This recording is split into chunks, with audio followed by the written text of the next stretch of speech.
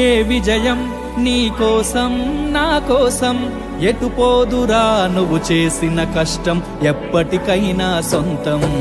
రాదురా ఏ విజయం నీ కోసం నా కోసం ఎటు పోదురా నువ్వు చేసిన కష్టం ఎప్పటికైనా సొంతం కాలంతో పయనించే వాడికి కానిది ఏముంది